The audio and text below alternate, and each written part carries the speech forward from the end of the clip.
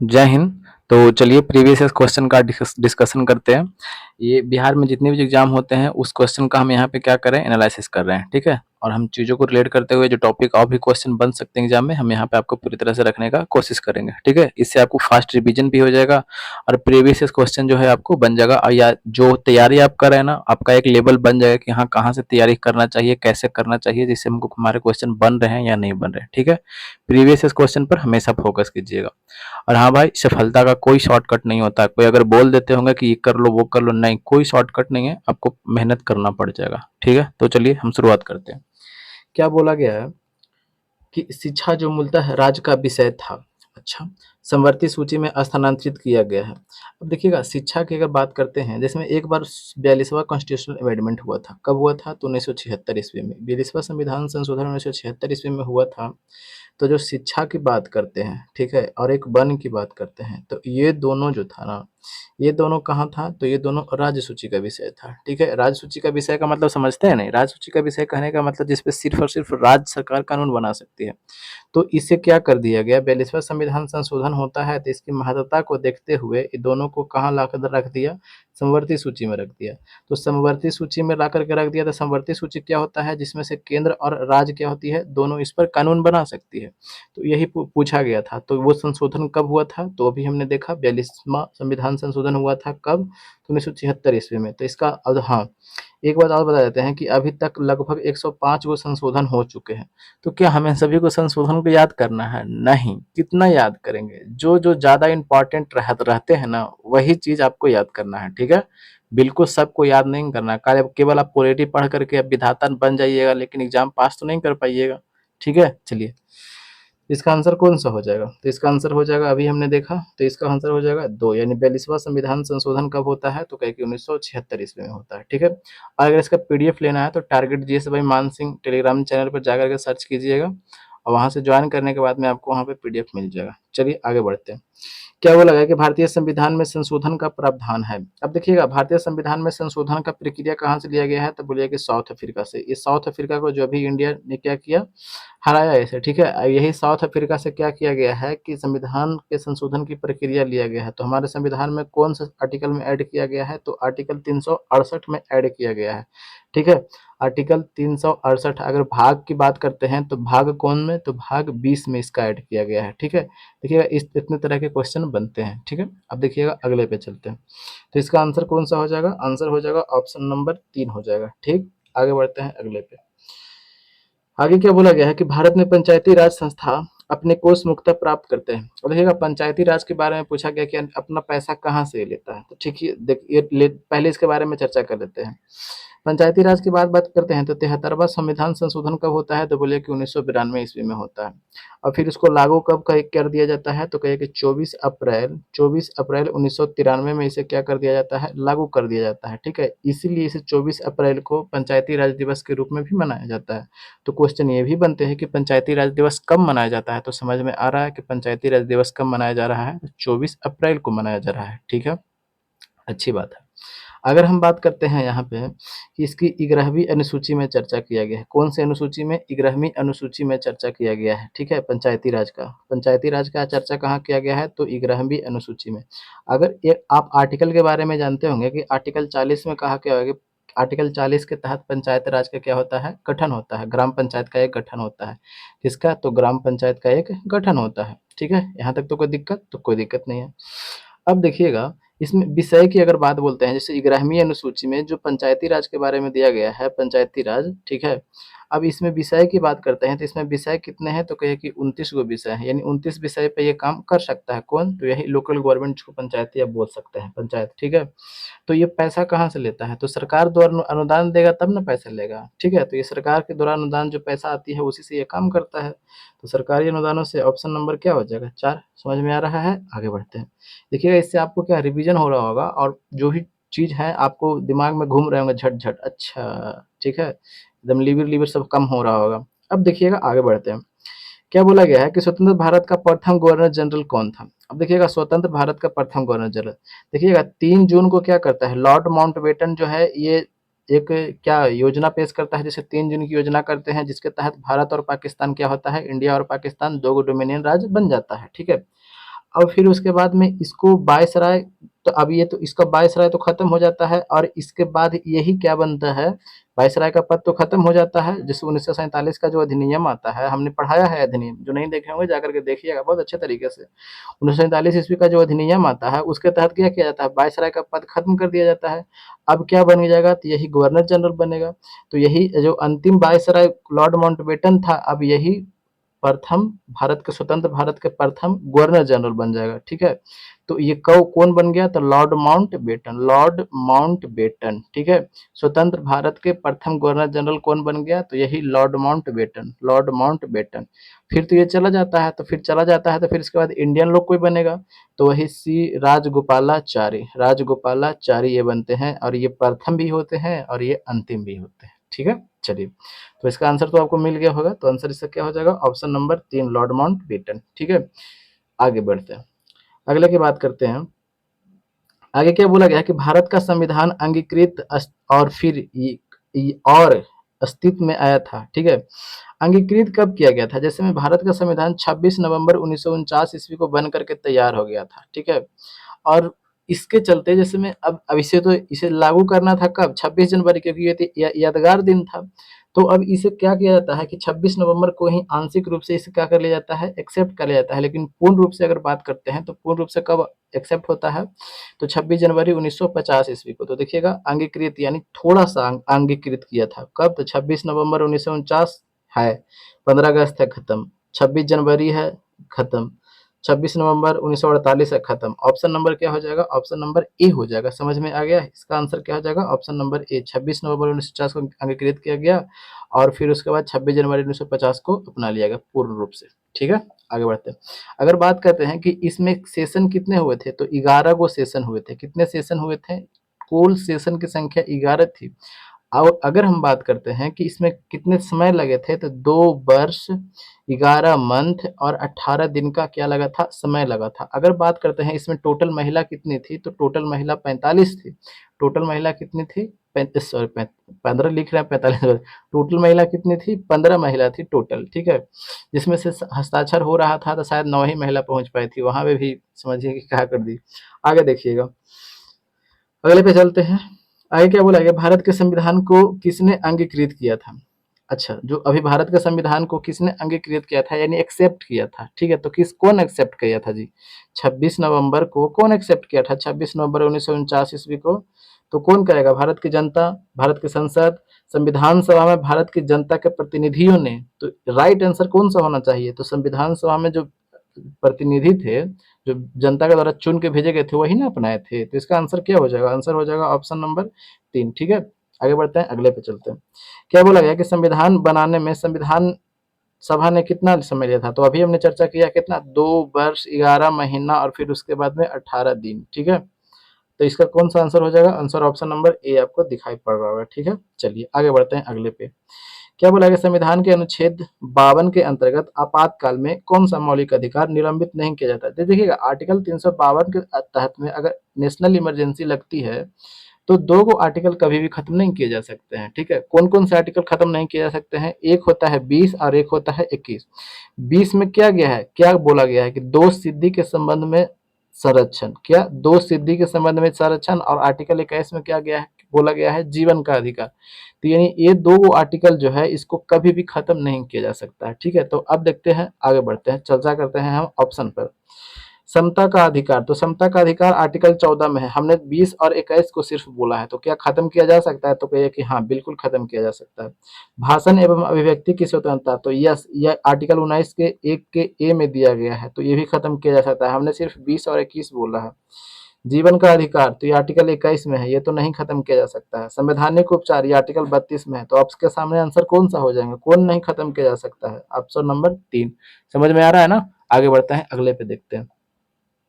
क्या बोला गया है कि मौलिक अधिकार किस प्रकार निलंबित किए जा सकते हैं। ठीक है, देखिएगा मौलिक अधिकार निलंबित की अगर हम बात करते हैं कि कैसे आखिर निलंबित किया जा सकता है। ठीक है, तो संसद के 2/3 बहुमत के, एक मिनट, ठीक है, देखिए मौलिक अधिकार किस प्रकार निलंबित किए जा सकते हैं, यानी जो हम लोग को मौलिक अधिकार दिया गया है, जो आर्टिकल 12 से लेकर के 35 में जो दिया गया है। ठीक है, तो उसको निलंबित कब किया जा सकता है, यानी निरस्त किया जा सकता है, वही जिससे पहला भी क्वेश्चन हमने बनाया, ठीक है, उसी के बारे में बात कर रहा है। अच्छा, यदि संसद 2/3 बहुमत से नियम बनाती हो। अच्छा, 2/3 बहुमत से नियम बना करके फिर किसी का मौलिक अधिकार खत्म करना चाहेगी तो खत्म हो जाएगा? गलत, ऐसा बिल्कुल नहीं है, ठीक है। सर्वोच्च न्यायालय इसके लिए आदेश करता है, ऐसा कुछ भी नहीं है, ठीक है। यदि राष्ट्रपति आपातकाल के समय राष्ट्रपति इस हेतु आदेश जारी करते हैं, हाँ बिल्कुल, अगर नेशनल इमरजेंसी लगा हुआ है आर्टिकल 352 के तहत, तो राष्ट्रपति जो कौन कौन सा हमें मूल अधिकार खत्म करना है, ठीक है ना, कौन कौन सा हम खत्म करना चाहते हैं, एक लिस्ट निकालते हैं राष्ट्रपति की, हमको देखो ये वाले मूल अधिकार को हम खत्म करना चाहते हैं, ये वाले मूल अधिकार को हम खत्म करना चाहते हैं, लेकिन उस स्थिति में 20 और 21 को नहीं खत्म कर सकते हैं, और बाकी जितने जो है ना वो खत्म कर सकते हैं। लेकिन अब जैसे 12 से 35 तक में जितने भी मूल अधिकार दिए गए हैं ना, वो तो खत्म नहीं होता है, ठीक है।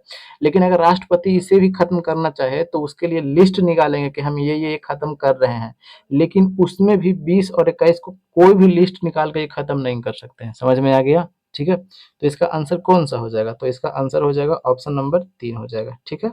आगे बढ़ते हैं, समझ में आ गया? चलिए, अगला क्वेश्चन आपको क्या बोला गया है कि कौन लोकसभा को इसकी अवधि के समाप्त होने से पूर्व भंग कर सकता है, यानी लोकसभा के हमें भंग करना है, तो भंग करने के लिए कौन कर सकता है? तो जिसमें अभी इधर इस बार मोदी जी क्या किए, जिसमें तिबारा राष्ट्रपति प्रधानमंत्री जब बन रहे थे तो लोकसभा पहले भंग किए होंगे, भंग करवाए होंगे, तब किसके सलाह पर? प्रधानमंत्री के सलाह पर राष्ट्रपति ऐसा काम करता है, ऐसा नहीं कि राष्ट्रपति अपना मन से काम कर लेगा, ठीक है। तो देखिएगा, भारत का एक राष्ट्रपति होगा, आर्टिकल 52 में कहा गया है, और आर्टिकल 53 में क्या कहा गया है कि जो राष्ट्रपति होगा ये कार्यपालिका का क्या होगा, तो कार्यपालिका का ये प्रमुख होगा। तो आर्टिकल क में कहा गया है, तो आर्टिकल 53 में कहा गया है, और आर्टिकल 74 में क्या कहा गया है कि ये राष्ट्रपति जो होगा ये प्रधानमंत्री और मंत्रिमंडल के सहायता से क्या काम करेगा, प्रधानमंत्री और उसके मंत्रिमंडल के सहायता से काम करेगा, ठीक है। अच्छा, और आर्टिकल 75 में क्या कहा गया है, तो आर्टिकल 75 के तहत राष्ट्रपति जो होता है यानी प्रेसिडेंट प्राइम मिनिस्टर को क्या करता है, नियुक्त करता है। भेजा में घुस रहा है। चलिए, तो इसका आंसर कौन सा हो जाएगा? तो इसका आंसर हो जाएगा ऑप्शन नंबर 2 हो जाएगा, ठीक। चलिए आगे बढ़ते हैं अगले पे। आगे क्या बोला गया है कि राज्यसभा किसके द्वारा भंग किया जा सकता है? अब देखिएगा, राज्यसभा की अगर बात करते हैं तो राज्यसभा का चर्चा कौन से आर्टिकल में किया गया है? तो देखिएगा, एक छोटा सा ट्रिक है, सरल, ठीक है, सरल है एकदम ट्रिक। स से संसद, ये संसद का जो चर्चा किया गया है कौन से आर्टिकल में किया गया है? र से राज्यसभा हो गया, और ये क्या हो गया, लोकसभा हो गया, ठीक है। संसद की चर्चा आर्टिकल नंबर 79, और फिर लगातार बढ़ते चल जाइए, राज्यसभा 80 और लोकसभा 81 में इसका चर्चा किया गया है, ठीक है। अगर हम बात करते हैं, किसका बात करते हैं, ये राज्यसभा की अगर हम बात करते हैं, तो ये राज्यसभा का गठन कब होता है? तो कहिएगा कि 3 मार्च, ठीक है, 3 अप्रैल, मार्च नहीं, सॉरी, 3 अप्रैल, ठीक है, 3 अप्रैल 1952 ईस्वी को इसका क्या किया जाता है, तो गठन किया जाता है, ठीक है। अगर इसकी प्रथम बैठक की अगर हम बात बोलते हैं, तो प्रथम बैठक जो होता है, जो कितना, 13 मई 1952 को इसका प्रथम बैठक होता है। यहाँ तक कोई दिक्कत? तो कोई दिक्कत नहीं। अब देखिएगा, इसके कार्यकाल की अगर हम बात करते हैं, तो इसका कार्यकाल क्या होता है, 6 वर्ष का होता है, लेकिन प्रत्येक 2 वर्ष पर, कब, प्रत्येक दूसरे वर्ष आप बोल सकते हैं, प्रत्येक दूसरे वर्ष क्या होता है कि 1/3 सदस्य जो होता है सेवानिवृत्त होता है। क्या, 1/3 सदस्य सेवानिवृत्त, यानी एकदम हट जाइए, सेवानिवृत्त, चलिए आपका काम खत्म हो गया, अब आगे दूसरों को मौका दीजिए। सेवानिवृत्त होता है, पूछा जाता है प्रत्येक कितने साल पर, 2 साल के बाद में, यानी दूसरे साल पर क्या होता है, 1/3, ध्यान दीजिएगा, 1/3 सदस्य, वहां अगर ऑप्शन में रहेगा 2/3, तब क्या कीजिएगा, 1/3 सदस्य क्या होते हैं, सेवानिवृत्त होते हैं, ठीक है, अच्छी बात है। अब एक बार और बताते हैं हम, ये राज्यसभा को क्या उच्च सदन बोला जाता है, उच्च सदन, ठीक है, ये राज्यसभा को उच्च सदन, और जो लोकसभा होता है, लोकसभा को क्या बोला जाता है, निम्न सदन बोला जाता है। क्या बोला जाता है, निम्न सदन। अगर ये इसकी इंग्लैंड के तर्ज से तुलना करते हैं तो इसको बोला जाता है उच्च सदन, यानी राज्यसभा को हाउस ऑफ लॉर्ड्स, ठीक है, और ये लोकसभा को हाउस ऑफ कॉमन, ठीक है। चलिए आगे बढ़ते हैं, समझ में आ गया। तो अब हमें ऑप्शन पे चलना है कि क्वेश्चन बनाना है, किसके द्वारा भंग किया जा सकता है। हाँ, लेकिन भंग कभी नहीं हो सकता, क्यों? क्योंकि प्रत्येक सदस्य प्रत्येक जो दूसरे वर्ष पर 1/3 सदस्य मनोनीत हो रहे हैं और भंग इसको कभी भी नहीं किया जा सकता है, निरंतर चलते रहता है ये, ठीक है? क्योंकि सदस्य का जो कार्यकाल 6 वर्ष का है तो वो तो खत्म ही नहीं होगा। अगर खत्म होने वाला है तो प्रत्येक दूसरा वर्ष पर फिर 1/3 सदस्य आ जाएगा, फिर खत्म होने वाला तो फिर 1/3 सदस्य आ जाएगा, तो खत्म कभी नहीं हो रहा, ठीक है? तो इसका आंसर क्या हो जाएगा कि कभी नहीं खत्म किया जा सकता है, तो इनमें से कोई नहीं, ठीक है? इसका आंसर क्या हो जाएगा? तो इनमें से कोई नहीं होगा इसका आंसर। समझ में आ गया? ये कभी भी खत्म नहीं होता है, ठीक है? आगे देखिए, राज्य के राज्यपाल अपने कार्यों हेतु उत्तरदायी है। अब देखिएगा, राज्य के राज्यपाल के बारे में चर्चा किया गया है, ठीक है? तो राज्यपाल की अगर चर्चा के बारे में चर्चा किया गया है तो पहले राज्यपाल के बारे में बता देते हैं कि ये राज्यपाल का नियुक्ति कौन करता है। तो कहिए कि इसकी नियुक्ति की बात करते हैं तो इसकी नियुक्ति कौन करता है? तो नियुक्ति करता है राष्ट्रपति, ठीक है? ये नियुक्ति कौन करता है? तो इसकी नियुक्ति करता है राष्ट्रपति। तो अब हम आपको ये बताते हैं, अब देखिएगा राज्यपाल के बारे में जो आपको जो आर्टिकल है वो हम बताते चलते हैं। आर्टिकल 153 और आर्टिकल 154, ठीक है? आर्टिकल 153 में क्या कहा गया है कि भारत के प्रत्येक राज्य का एक क्या होगा? उपराज्यपाल क्या राज्यपाल होगा, क्या होगा? प्रत्येक राज्य का एक राज्यपाल होगा, ठीक है? राज्यपाल होगा, ठीक है? यहाँ तक कोई दिक्कत? राज्यपाल होगा। अच्छा, अब एक हमने बता देते हैं, एक ट्रिक बता देते हैं, क्या? वो आपको याद रहेगा कि राजा का नाक, यहाँ पे लिख देते हैं, राजा का नाक योगा से साफ, राजा का नाक योगा से साफ, योगा से साफ। अब इससे आप क्या कीजिएगा कि जितने भी जो आर्टिकल हैं एक-एक बढ़ते जाइएगा और फिर यहाँ से आपको वो आर्टिकल आपको ईज़िली आपको याद हो जाएगा, ठीक है? एक-एक बढ़ते जाइएगा और फिर आपको ईज़िली याद होते चला जाएगा। जैसे में राजा से क्या हो गया? राज्यपाल, यानी आर्टिकल 153 में हो गया। ये क से क्या हो गया? तो ये कार्यपालिका प्रमुख हो गया, ठीक है? कार्यपालिका प्रमुख हो गया। तो आर्टिकल क में तो 54 में, ठीक है? राजा का हो गया, राजा का हो गया और न से क्या हो गया? नियुक्ति हो गया, ठीक है? तो नियुक्ति की अगर चर्चा करते हैं तो नियुक्ति के में हो गया तो 53 हो गया, 54 हो गया, तो आर्टिकल 155 में अब इसका नियुक्ति हो गया। अब ऐसे बढ़ते चले जाइएगा, ठीक है? समझ में आ गया? अच्छा, अब ये हमें जो क्वेश्चन जो पूछा गया है क्या? उत्तरदायी है, राज्यपाल अपने कार्यों हेतु किसके प्रति उत्तरदायी है? तो किसके प्रति उत्तरदायी होगा? क्योंकि जो व्यक्ति जिसको भेजा है उसी के प्रति ना उत्तरदायी होगा, ऐसा थोड़ी नहीं है। आप अपने पिता के बच्चे हैं या माता के बच्चे हैं तो अपने माता-पिता के प्रति वफ़ादार होइएगा या उत्तरदायी होइएगा। उसी तरह से ये जो इसको नियुक्त किया है उसी के प्रति ये क्या रहता है? उत्तरदायी रहता है, ठीक है?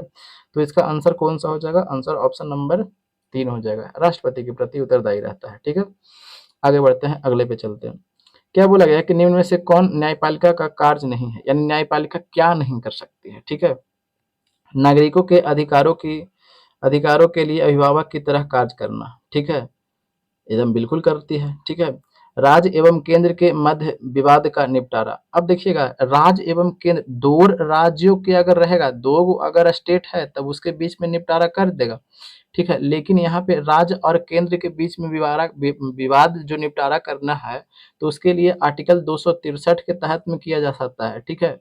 वो क्या है कि अंतर्राज्यीय परिषद का गठन आपको किया गया होगा, ठीक है? आप ये जानते होंगे कि अंतर्राज्यीय परिषद का एक गठन किया गया है, जिसमें क्या किया जाता है? केंद्र और राज्य का बँटवारा विवाद का निपटारा किया जाता है। वो किसके तहत? तो आर्टिकल 263। तो ये सुप्रीम कोर्ट का ये मामला बिल्कुल नहीं है, ठीक है? ये सुप्रीम कोर्ट का मामला नहीं है, ये वाला केंद्र और राज्य के बीच में जो विवाद का निपटारा करना है, ये सुप्रीम कोर्ट नहीं कर सकता है, ठीक है? वो किसमें होगा? जो अंतर्राज्यीय परिषद जो है ना, जिसको आर्टिकल 263 के तहत गठन किया गया है, उससे वहाँ पे चर्चा होगा। अच्छा, अब क्या अपराधियों को पकड़ना। अब देखिए, अपराधियों को पकड़ना आपको लगता होगा कि क्या न्यायाधीश पकड़ता है? अच्छा ठीक है, पकड़ता नहीं है, तो क्या दंडित करता है? नहीं। तो ठीक है, ये भी तो सही है। बाद जारी करना, जैसे में रिट जारी करता है ना, जैसे में आर्टिकल 32 के तहत सुप्रीम कोर्ट रिट जारी करती है और आर्टिकल 226 के तहत क्या कौन सा ये हाई कोर्ट क्या करता है? रिट जारी करता है। बंदी प्रत्यक्षीकरण, परमादेश, प्रतिषेध, उत्प्रेषण, अधिकार परीक्षा, ये रिट आप जानते हैं ना, ये कौन जारी करता है? सुप्रीम कोर्ट भी जारी करता है और हाई कोर्ट भी जारी करता है, ठीक है? अगर हम बात करते हैं सुप्रीम कोर्ट का, तो सुप्रीम कोर्ट का स्थापना कब होता है? तो 28 जनवरी 1950 ईस्वी को इसका क्या हो जाता है? स्थापना होता है। ठीक है, इसके प्रथम मुख्य न्यायाधीश की बात करते हैं तो हीरा लाल जे कानिया थे, हीरा लाल जे कानिया थे, ठीक है? अगर हम बात करते हैं इसका कि इसका कौन से आर्टिकल में चर्चा किया गया है, तो आर्टिकल 124 में इसका क्या किया गया है? तो चर्चा किया गया है। अगर अभी हम बात करते हैं तो अभी हमारे जो देश में क्या है? तो 33 गो क्या है? न्यायाधीश हैं और एक गो क्या है, तो मुख्य न्यायाधीश हैं। ठीक है, आगे बढ़ते हैं। तो इसका आंसर कौन सा हो जाएगा भाई, तो आंसर ऑप्शन नंबर आपको बता दिया कि केंद्र और राज्य के जो मध्य के विवाद है वो अंतर्राज्यीय परिषद के अंतर्गत में आएगा, जो आर्टिकल 263 में है वो, ये सुप्रीम कोर्ट का काम नहीं है। ऑप्शन नंबर क्या हो जाएगा, 2 हो जाएगा। ठीक है, आगे बढ़ते हैं। क्या बोला है कि भारत में किसे न्यायिक समीक्षा का अधिकार है। न्यायिक समीक्षा का मतलब समझते हैं, न्याय दे दिया फिर उसके बाद हमें समीक्षा करना है फिर से, तो वो कौन कर सकता है, तो न्याय देने का काम कौन करता है, राष्ट्रपति करता है, प्रधानमंत्री। ये सब तो ये सब क्वेश्चन आसान है, ये सब में टाइम बिल्कुल नहीं लाना है। ठीक है, अगर हम बात करते हैं इसका उच्च न्यायालय की, तो उच्च न्यायालय का स्थापना कब के भारत में, ऐसे तो सब राज्य का अलग अलग उच्च राज्यपाल अथी भारत में सबका अलग अलग क्या है, उच्च न्यायालय है। तो अगर हम बात करते हैं बिहार का उच्च न्यायालय, पटना उच्च न्यायालय का स्थापना कब हुआ था, तो ये 1916 ईस्वी में हुआ था। ठीक है, अगर हम बात करते हैं, इसमें बोला गया है कि आर्टिकल 214 में क्या क्या कहा गया है कि प्रत्येक राज्य के लिए, क्या प्रत्येक राज्य के लिए अपना अपना एक क्या होगा, उच्च न्यायालय होगा। प्रत्येक राज्य के लिए अपना अपना एक क्या होगा, तो उच्च न्यायालय होगा। और अभी हमने देखा कि 226 के तहत ये उच्च न्यायालय, जिसको आप हाई कोर्ट कहते हैं, वो क्या करती है, रिट जारी करती है। ठीक है, अच्छे।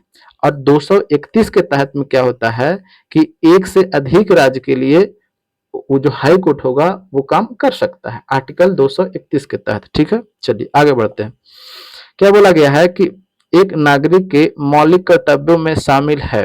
अब देखिएगा, मौलिक कर्तव्य की बात करते हैं तो 42वां संविधान संशोधन होता है। कौन सा 42वां संविधान संशोधन कब होता है, तो 1976 ईस्वी में होता है।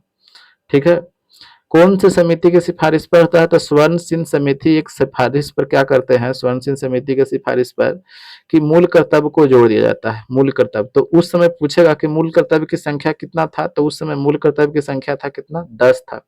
लेकिन अभी क्या है, अभी जो 11 गो मूल कर्तव्य है, तो पूछिएगा ना कि एक ठो और कब जोड़ा गया, तो अब कौन सा था। ठीक है, तो एक ठो और जोड़ा गया कि 6 से 14 वर्ष तक के बच्चों को क्या किया जाएगा, निःशुल्क शिक्षा दिया जाएगा। 6 से 14 वर्ष तक के बच्चों को निःशुल्क शिक्षा दिया जाएगा।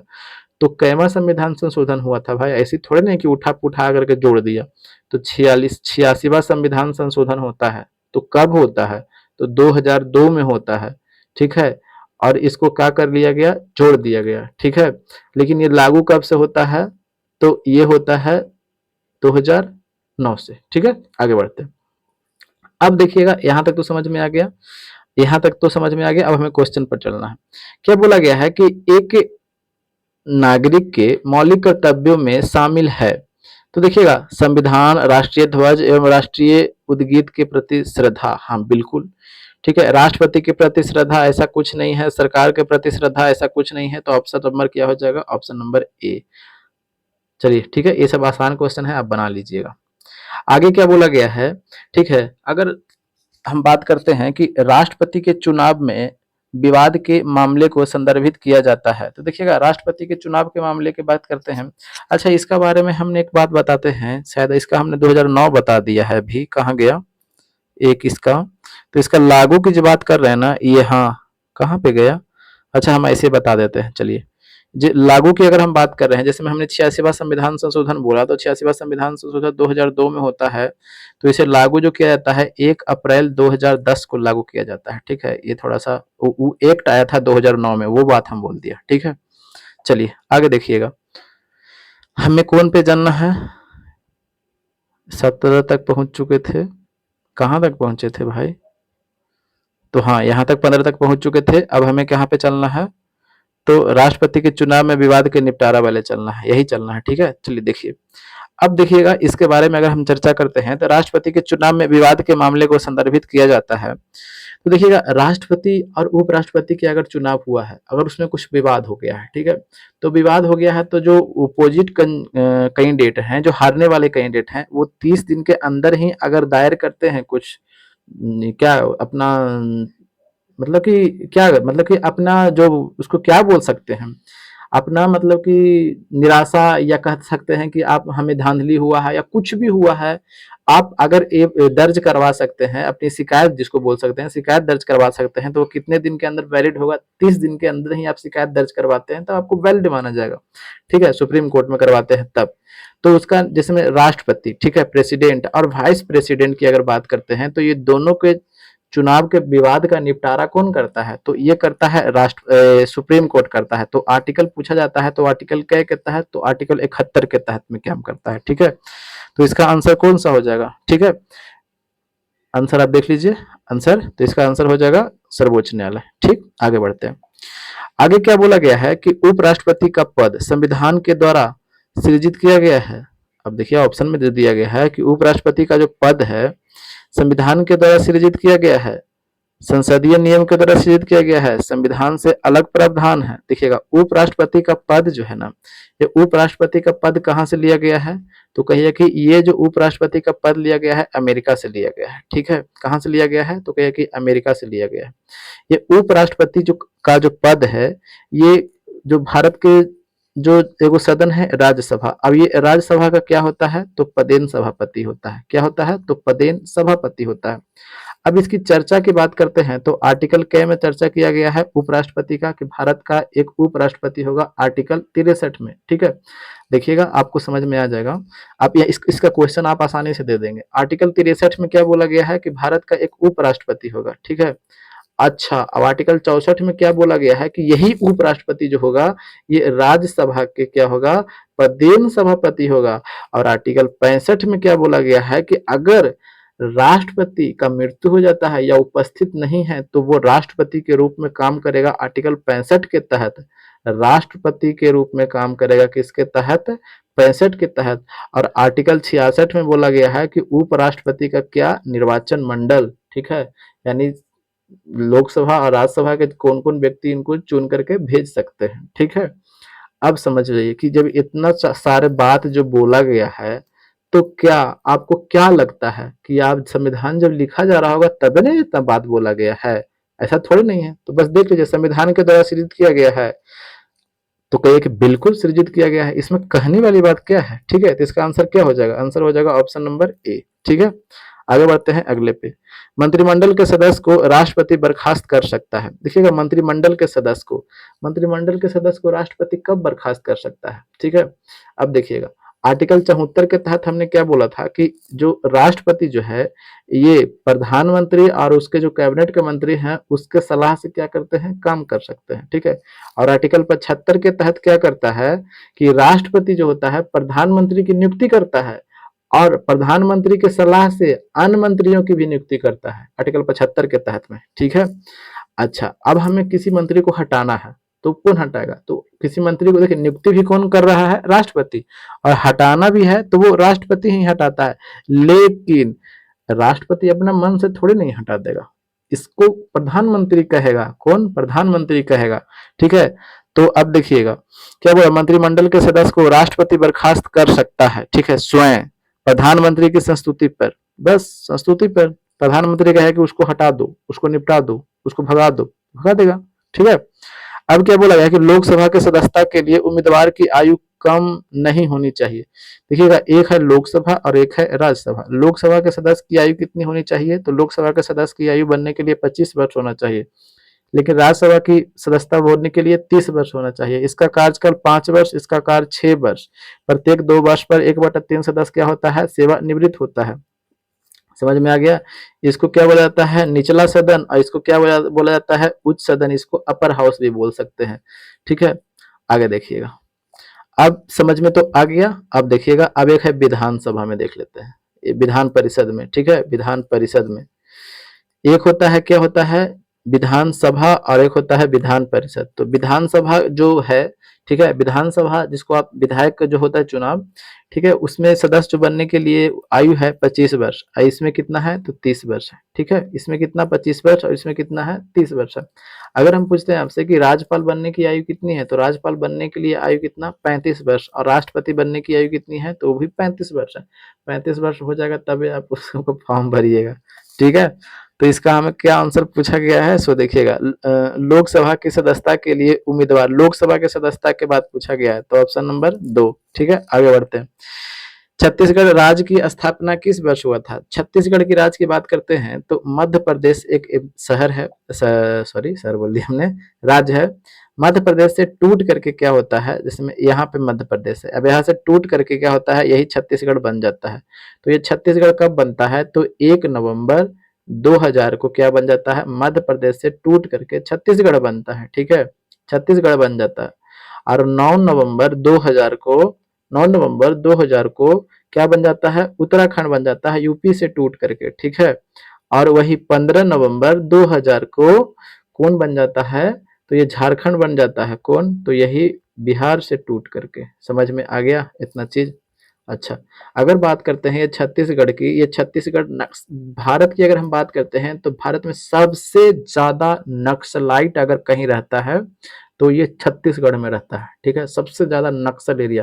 तो आप देख जानते होंगे कि जो ये सीआरपीएफ है, ठीक है, सीआईएसएफ नहीं, सीआरपीएफ के ज्यादा जो बटालियन जो रहते हैं ना, सब यहीं पे रहते हैं, अधिकतर यहीं पे रहते हैं। समझिए कि वो उनको जो घर में जो आतंकवादी है एक तरह से समझिए कि उससे ये लड़ना पड़ता है। ये भी एक आतंकवादी की तरह ही होते हैं, लेकिन ये अपने ही लोग हैं जो लेकिन बिछड़ गए हैं किसी कारणवश से, ठीक है। लेकिन ये भी इसका मेन मोटो क्या होता है, यहाँ जो नक्सलाइट एरिया है ये नक्सल का मेन मोटो क्या होता है, इससे किसी जनता से दुश्मनी नहीं रहती है, इसे दुश्मनी है सिर्फ और सिर्फ गवर्नमेंट से दुश्मनी इसकी रहती है। यानी गवर्नमेंट की जितनी योजना है उसको ये हिट करने का कोशिश करता है, ठीक है। तो उसको हिट करने के चक्कर में जिसमें अब ये वहां पे जो सीआरपीएफ का बटालियन जा रहा है, ठीक है, अब ये तो गवर्नमेंट का है, अब ये गवर्नमेंट का है तो इसी को अब क्षति पहुंचाएगा। तो इसको आप सुनते होंगे बार बार यहाँ पे कि फलना इतना सारा सीआरपीएफ को बम से उड़ा दिया गया, कभी कभी सोचते हैं कि करंट लगा करके मार दिया गया। इस तरह की घटनाएं आपको बार बार आपको सुनने को मिलता होगा। समझ में आ गया। इसकी अगर राजधानी की अगर बात करते हैं तो इसका राजधानी कहाँ है, तो इसकी राजधानी है कहाँ, तो रायपुर है इसकी राजधानी, ठीक है। चलिए आगे बढ़ते हैं अगले पे। तो इतना तो समझ में आ गया होगा आपको। तो छत्तीसगढ़ की स्थापना कब हो रहा है, देखिए तो ऑप्शन नंबर क्या हो जाएगा, ऑप्शन नंबर आपको 3 हो जाएगा, ठीक है। आगे बढ़ते हैं। क्या बोला है कि भारत में प्रथम आम चुनाव किस वर्ष हुए थे। अब देखिएगा आम चुनाव की बात करते हैं, यानी आम चुनाव यानी लोकतंत्र में चुनाव जो होता है तो बेसिक चीज होता है, आधार होता है, वो पिल्लर होता है किसी भी छत को अगर ऊंचाई पर ले जाना है तो उसके लिए पिलर काफी मजबूत होता है। तो वही लोकतंत्र का सबसे बेसिक चीज यानी आधार जो है वो है चुनाव। तो भारत का पहला चुनाव की अगर बात करते हैं तो 1951-52 में हुआ था, ठीक है। तो यानी 1951 में स्टार्ट हो गया था, तो ऑप्शन में देखते हैं तो स्टार्ट हो गया था तो 51 में ना स्टार्ट हो गया था, तो ऑप्शन नंबर क्या हो जाएगा, 3 मारेंगे, ठीक है। अगर 51 नहीं रहता तब केवल 52 रहता तो 52 मारते, ठीक है। समझ में आ गया। अब इसी में क्या होता है कि कौन बन करके आते हैं, चुनाव जीत करके आता है, कांग्रेस पार्टी जीत करके आती है और भारत के प्रथम प्रधानमंत्री कौन बनते हैं, पंडित जवाहरलाल नेहरू, ठीक है। चलिए अब क्या बोला गया है कि भारत में पंचायती राज का आरंभ किस वर्ष हुआ था।